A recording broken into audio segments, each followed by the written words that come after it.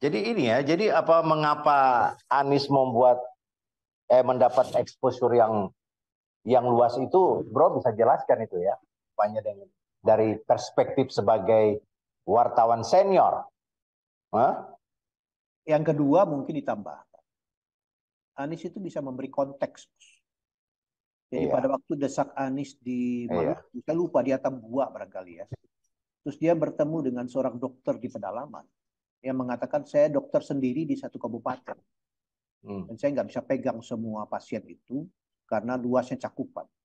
Tahu Anies memberi konteksnya. Anda tahu ini daerah apa? Ini Ambon, ini Maluku, ini tempat lahirnya J. Leimena, Menteri Kesehatan pertama Republik ini dan pahlawan nasional. Apa kira-kira reaksi orang Ambon? Bangga bukan? Itu kemampuan memberi konteks kan. Memberi relasi atas peristiwa aktual dengan sejarah masa lalu, sejarah kontemporer atau nilai-nilai. Itu nggak bisa dadakan, Bos. Kalau Anda kurang baca, Anda kurang melihat perspektif sosial, nggak bisa itu. Bikin konteks itu. Jadi kalau kita mengatakan bahwa Anies itu kecerdasan di atas rata-rata capres yang ada itu rasanya sah ya, Bos. Rada masuk akal. Dapat diterima. Buktinya omongan dia layak kutip semua. Iya. Nah, kalau saya pengalaman jadi wartawan, PR kita itu mencarikan statement yang menarik, yang layak kutip.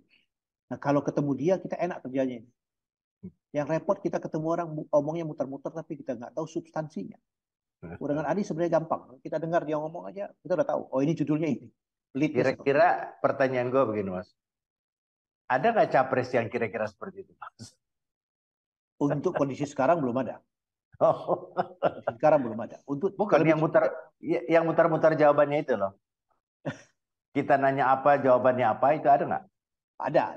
Ada ya. Uh, Jangan tapi disebut ya. nggak usah disebut. Tapi kan jangan-jangan dia tidak sadar juga bahwa dia menjawab yang tidak semestinya. Atau dia itu hanya semacam defense mekanisme bertahannya begitu. Iya. Yang penting saya merespon. Efektif atau enggak, bagaimana orang menilai itu soal lain. Tapi ini ada pesan buat seluruh generasi muda lah. Bahwa Anies bisa menjadi seperti itu karena dua hal. Dia sebagai seorang aktivis, kemudian yang kedua dia aktivis yang banyak baca. Ya, yang ketiga mungkin kekuatan dia humble, Bos. Iya, ya, betul, betul. Saya menyebut humble ini bukan karena kita kenal atau tidak kenal. Perhatikan gesturnya. Dia bisa berpelukan dengan siapapun, termasuk dengan orang disabilitas. Berpelukan. Gak mudah loh, Bos. Di semua tempat kalau ada berpelukan, dia pelukan. Anak Sementara ada kecil. capres lain, begitu dipeluk langsung ditepis. Ada juga kan? Kalau bukan dia, mungkin ajudannya. Tapi maksud saya, ketulusan itu punya frekuensinya sendiri. Dapat dirasakan. Jadi kalau tidak tulus, dia nggak akan jadi konsisten itu gerakan. Jadi kalau kita sederhanakan, mengapa Anies masih perlu nggak dia beriklan? Nggak perlu, Mas. Dia pribadi sudah jadi nilai PR yang sangat tinggi, sehingga kemanapun dia pergi, media mengikuti, dan beritanya selalu menjadi bahan yang menarik untuk diketahui. Iya. Yang Dan itu kedua, yang kedua dia bisa memberi konteks. Yang ketiga dia humble, Bos. Kejujuran itu universal value, ketulusan itu universal value. Nggak bisa kita kotak-kotakkan. dan itu menjadi jawaban mengapa Anies tidak perlu menggunakan elektron, organ untuk mengumpulkan massa. Karena dia sendiri sudah menjadi figur yang menjadi daya tarik dibandingkan dengan seluruh atau gimmick-gimmick apapun, Bang. Ya, kalau kita simpulkan secara makro, sebetulnya dari sisi pendidikan politik ini sudah pantas kau ini dapat Nobel, Bos. Karena membongkar stigma politik uang. Membongkar stigma orang rakyat bisa disogok. Dalam hitungan 1 tahun kampanye dia bisa melakukan itu. Dahsyat sekali.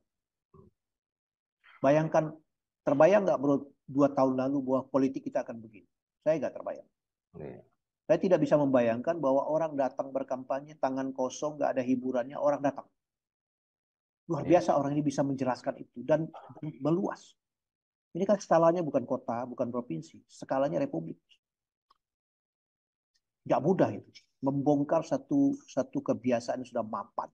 diterima walaupun salah, dan begitu meluas. Sudah Jadi berapa pantas, kali kita ya, Bos. sudah berapa kali kita pemilu pasca reformasi dan tidak pernah bisa menghentikan politik uang. Hari ini berhenti. Dahsyat kan? Dan yang menghentikan itu Anies. Ya, setidak-tidaknya itulah faktanya.